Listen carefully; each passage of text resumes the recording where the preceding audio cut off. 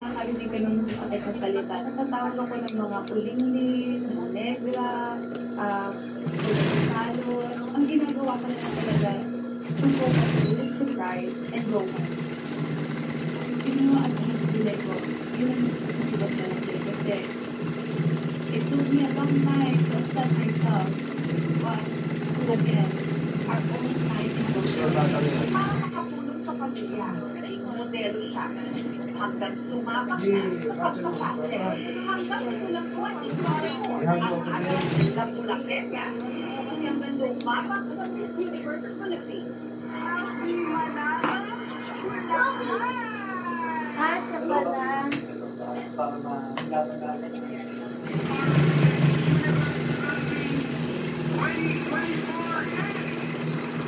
Oo nga, ang ganda ng balat niya. At hirap na pinakaunang Pilipinas Black American Miss Universe Philippines. Pag-iposo ka siya. Ha?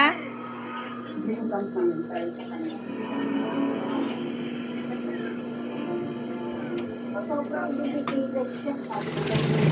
Sabi ko siyempre, mami, ito tayo, nagsisira tayo. Alam ko, anak, kukuha natin ako. Sa pagsisimula ng Miss Universe pageant, Ha?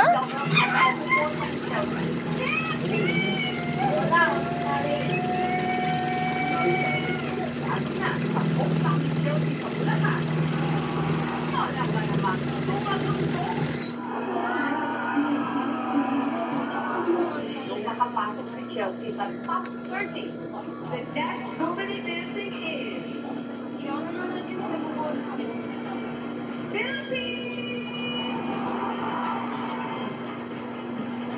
Siya pala yun.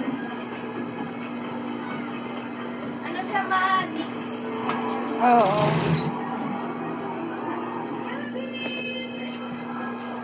Ayaw mo niyan? Philippines! si Chelsea hindi nakapasok sa top 30. Si Miss Denmark. Sa muli, ang Pinay tinagpagan si First Continental Queen of Asia.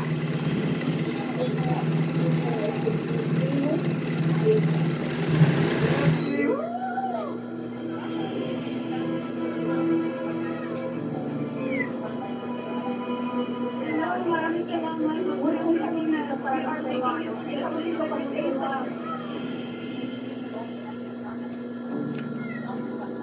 At least nakarating siya dun sa ano. O, Meg, gutom na naman siya. kwento-kwento ng dati hanggang naging alamat. Ayun na, Meg, oh. Meg, dala mo sa CR.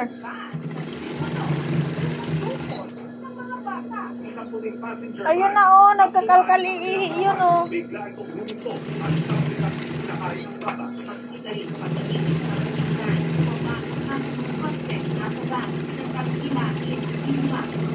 Ang nagpapaandas ng taon. Ang Bumalik na naman. Umagalat din manong puting van na nangingisnak daw sa mga bata. Kinuha daw po nila yung organ, binibenta daw po nila. Makakilipin nila, tinatapon. Pagkamat pirmi itong laman ng balita, lalo na sa social media, wala pa rin itong nakapagpapatunay. Hanggang sa linggong ito, Sabihin, ang nagsisinungaling kwento yun. ng magalang notorious na puting van Dapat mahuli yan. makakapagpatotoo dahil lumutas at di mano na biktima nito.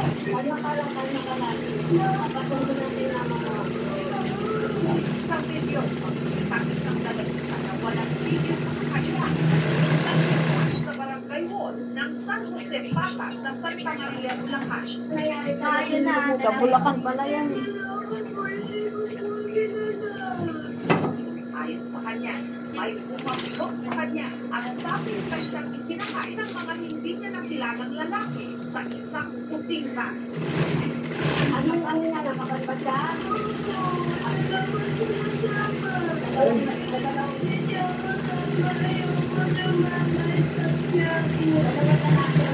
Masusutan. Ano ginawa natin? Wala namang ginawa sa'yo. May balagay. May balagay.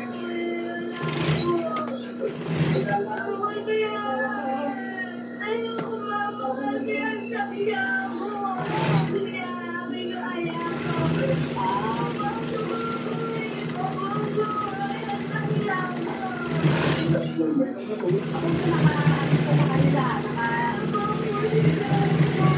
naka-binaba. Gaano nga ba tayo kaligtas ngayon? Ano na sa mga masasamang tao?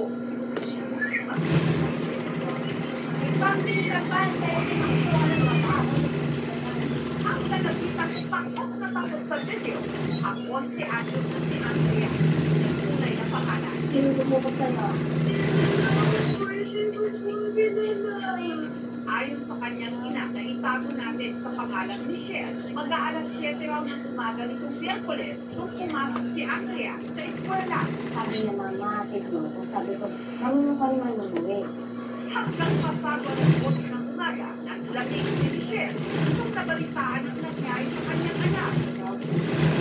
Sa bahay. Pero pag-akit ko sa Ayon sa isang ng investigasyon, ang mga opisyal ng barangay San Jose Pata, pasado alas 8 raw, nakita ng residente si alias Ruel, si Andrea, na tila balisa. Nataan ako dapat ko sa kanya. Sabi niya, kuya, tulong. Nakakita ng sakto. Paano nakakita ang dalawa po ng banang pagbibi ko? Alam mo.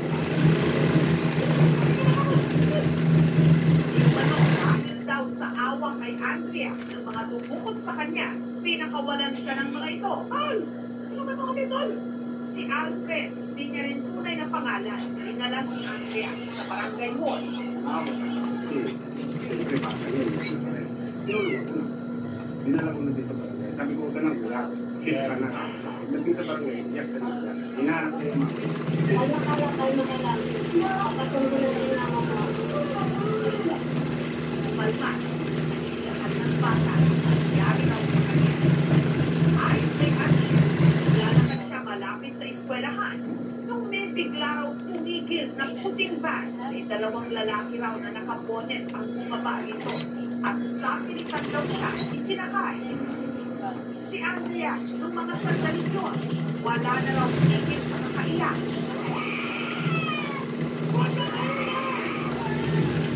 Hanggang ang iwano na tumukot sa kanya na awa.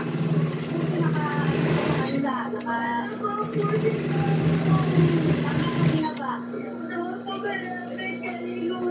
Saan ba lang? Habang nag-uusap sila, bigla nila ako. Bibinaba nila ako. Okay, inayin ba? Sabi ng lalaki, ang mas na lang daw sila ng bago. Ang puting ba, agad daw ako, hanggang lolo na nga kay Andrea. Dalawang lalaki ang lumukot sa'yo. Bakit po sa sarili ng bata dito sa may board, yan, papunta po sa sinasabi niya dito sa Dapat may CCTV. Si Andrea, hindi raw ito ang unang beses na kumikita nito matukot. Sinamahan po siya ng kuya niya sa bahay ko para sulihan. Sabi daw, may maharap ko na lalaki na sakot. Mga siguro nasa ang pag-inagawa niya.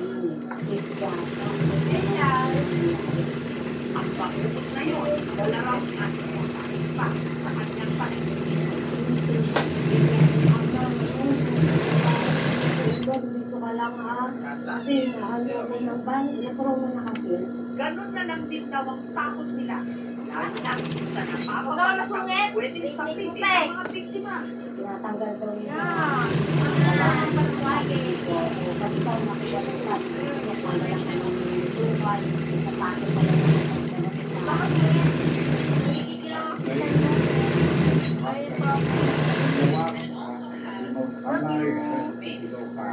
Ngayon, ang ilang mga residente ng barangay San Jose Pata, baka hindi ka panata. natatakot ko. May anak nito ako niya. Tapos ito sa anak ko. Ito ang bata namin. Pero nga sa kanya, ang mga tumok daw kay Andrea.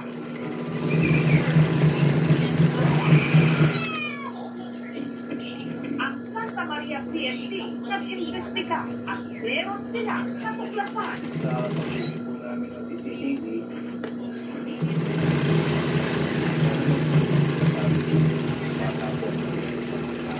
tinatamay po kasi hindi po namin nakita yung bata.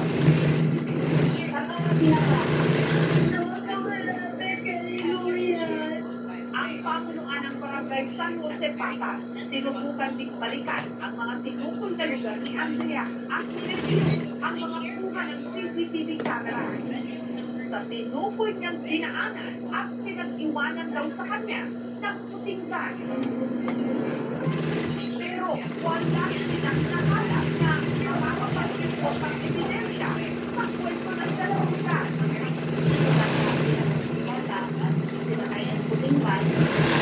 Baka may depression yung bata. Lumabas na ba? Kahit kung saan camera po ang tingnan, ang gulo po, wala pong nakitang bata na naglalakad. Pero pa naman, kapag na, kawawa yung nakakuha na. Pasukan po yung time na yun. Meron po mga nakaduty po na barangay council po sa area. Papasok at uwian po ng mga bata. Kaya po mapapansin po talaga kung meron pong ika-9 po. Kaya kasama ang mga taga-Municipal Social Welfare Office ng Santa Maria, masisinan nilang kinakusap ulit si Andrea. May una, may oriented siya. Pero nakausap siya sa kapatid ko na sabi niya,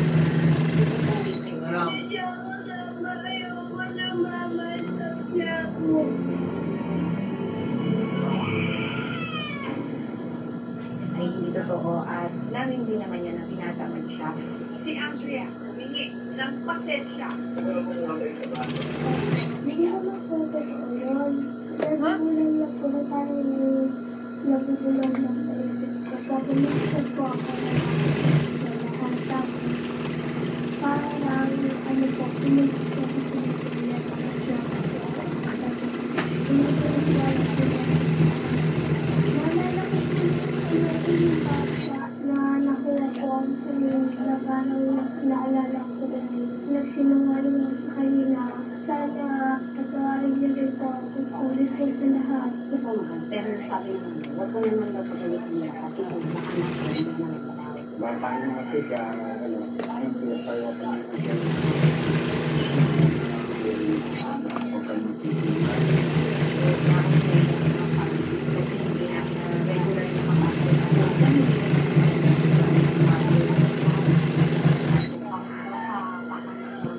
Sino lumukot sa'yo? Kailangan ng bata ng psychotherapy para malaman natin saan ang gagawin ito. I-refer namin yung bata sa rural health doctor na naghahandle ng mental health program para po magkano po siya ng psychosocial therapy. Si Michelle, masama rin ang loob sa nag-post ng video ni Andrea. Hindi po nila ako i-post. Alamin mo na kung totoo ba kasi yung report ng kasi. Oh, kaya rin sa'yo, pinili ko sa'yo.